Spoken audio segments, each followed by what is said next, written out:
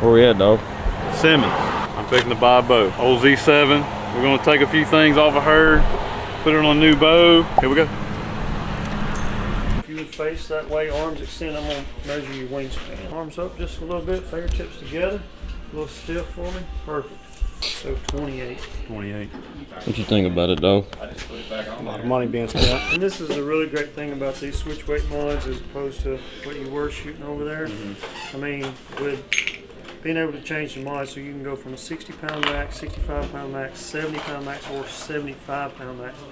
And so that means you can back off of those. 65 with 28-inch draw.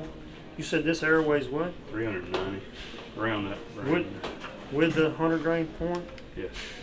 Oh, you're going to be 300 right at. What was it?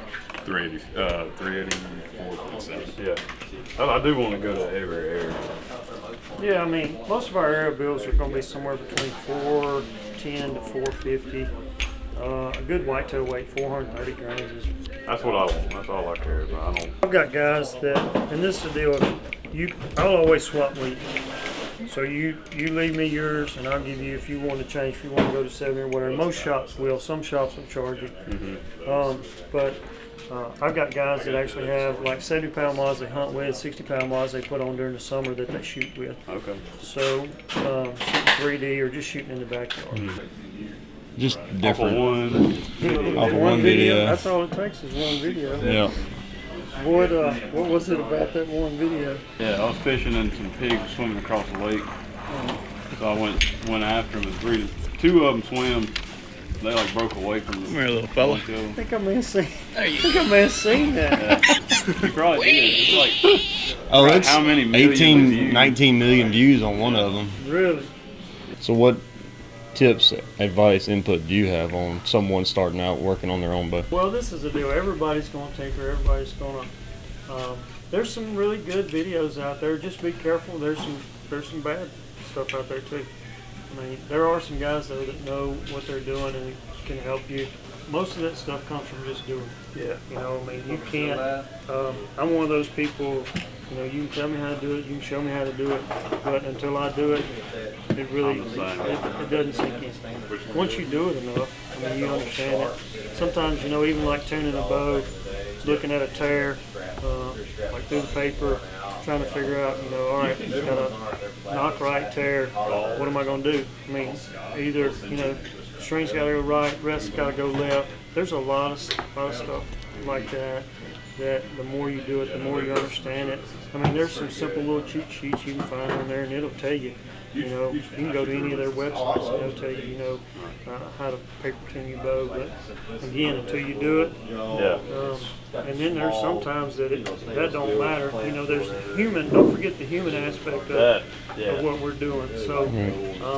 I can set this bow up and carry it over there and shoot a perfect bullet hole, and I can hand it to you. And I'll tear it right, torque it or something. I can't. I mean, there's only so much that Bowtech can do. Yeah. But I can try to help you. This is the other thing that we try to help archers, and I want you to be better. You know, most guys, including me, I came up and there was really nobody. My grandfather hunted. And I hunted with him, and he taught me most of what he knew, but he was old school. I mean, there's been a lot of technology that's changed over the years, and so, you know, I mean, stuff just as simple as form. You know, anchor point, you talk about anchor point with guys, and they're like, what is that?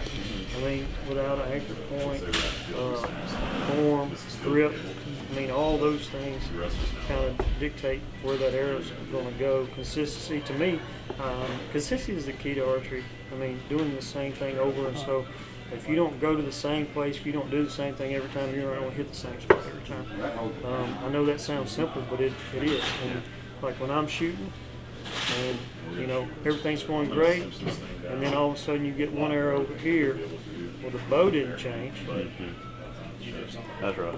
I did, and usually it's going to be either my anchor, my grip, my form. I didn't go through the steps. I got a little deal, you know, I go through every time. Whenever I'm thinking about my stance, anchor, nose on the string, center my housing, you know, grip, level your sight, acquire your target, you know, squeeze. And usually if I leave one of those out, it shows up. I want to make sure this draw length is correct. If the draw length is correct, then we might try to adjust this peak. At any point you feel like you need to let down, just go ahead and let down. That peak needed to Go up a little bit. up just a tick.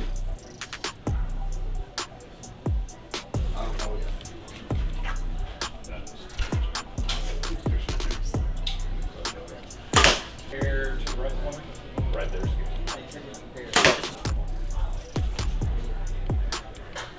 So let's aim to the left this time. A little more to the left, a little more to the left. Oh, just a little bit. All right, take your time. Nice. Yep. You tried to set it up. I tried to set it up center shot, just eyeballing it. But it's throwing it to the right. So actually the rest is to the right and the string is to the left. You would think that would throw it to the left, but actually it's opposite. When it comes off, it throws it to the right. To try to straighten itself back up. Okay. So what we want to do is either we can move the string right or we can move the rest to the left. Okay. And I just want to make sure we're center shot here. Basically what I'm doing is I'm lining the string up with the center of the riser.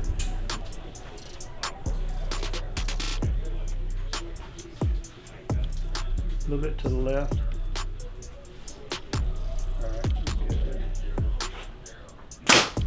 I'm gonna draw it back and I want to show you something. Okay. So if you ever watch like tournament shooters, guys shooting, when they come to full draw, they kind of look up their string. What they're doing is they're looking up the string. They're looking to see if the string is lined up in the center of this valley of this cam. Okay. So I want you to stand behind me, and I'm gonna come to full draw, and I'm gonna show you the difference it makes with your grip.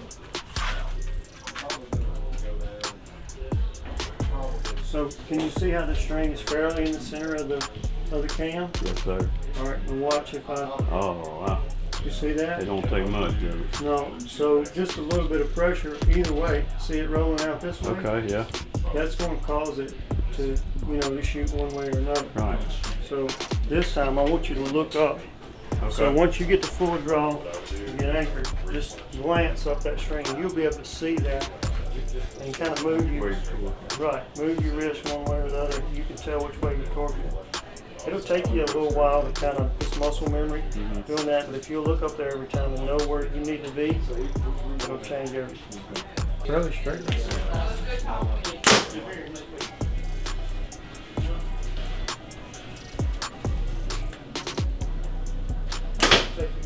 I'm gonna tie this peep in, and then I'll show you how I would do that.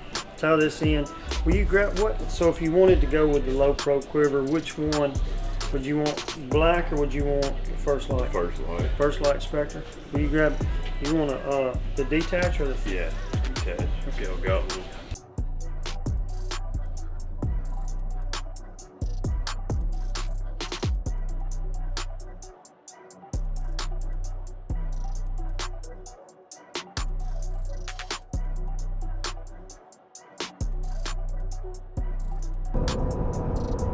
We just left Simmons Sporting Goods and got the new Mathews rigged out, set up.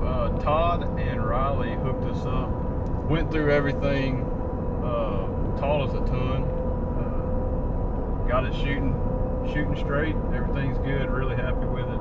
If you're looking for a boat or anything, go up there and get with those guys. They're pretty awesome. It's worth the drive for us, about 2 hours. Got the V3X. First light camo, low pro quiver, all the good stuff. I'm ready to start shooting, excited. And getting ready for deer season. Now we're fixing to go eat.